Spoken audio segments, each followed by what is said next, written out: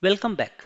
Now that we have Perl installed, it's time to write and run our first Perl program.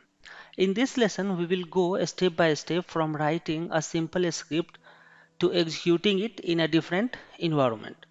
So first thing I'll do is let's go here. This is our folder, desktop, and then I'm saying Perl. Let's open this folder into Visual Studio Code. So we can just select it and start writing CMD. So this folder will open in CMD and then we will write code space dot.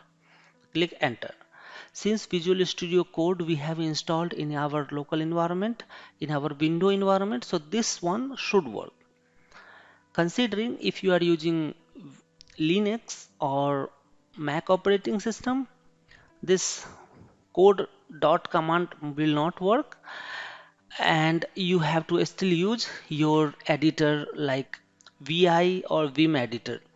A step is same, so we can just open here file and to run we can directly run from terminal here as well. So I'll just check whether Visual Studio whether Perl is installed here or not. So if I'll just write here Perl space V, right, so we can see that it's working and printing the output, printing the version. So here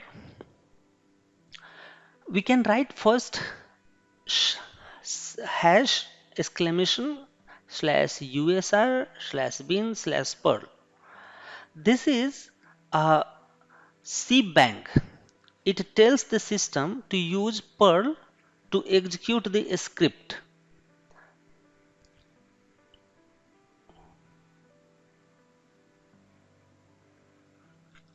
Now let's add a few more lines. For example, we should write here use and then I'll say a strict. So this is one thing that we can use. Another one is use warnings.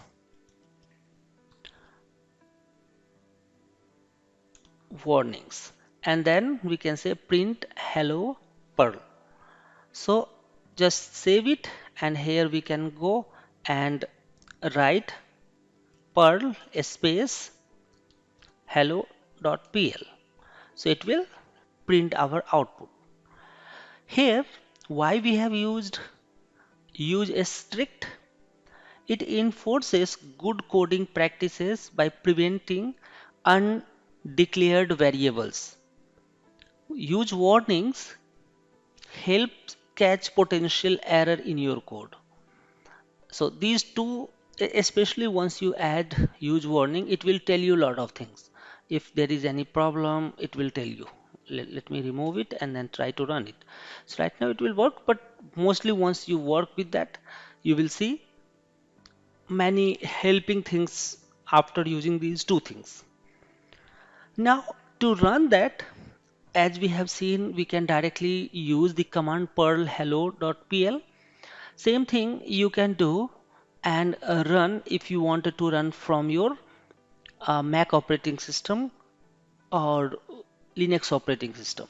Sometimes we face problem. In that case you have to perform, you have to give write access, read and write access. So you can use chmod plus x and then hello.pl and after that try to run the command. So it will work like that. And there is in Mac and Linux you don't need to use Perl command always. You just need to write dot slash and then you can say hello.pl. Right now also it's working because we are using bash and bash is basically git bash, so it should work hello.pl.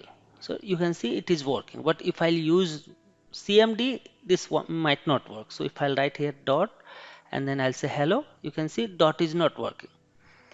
So this will work. And although github is installed in my system, that's why this command is working here. So better you can use command prompt and then use perl space and then file name. It will pick that file automatically and work. So, congratulations, you have just written and executed your first Perl script.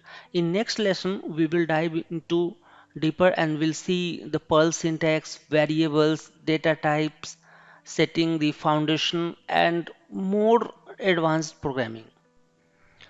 Thank you so much. See you in the next.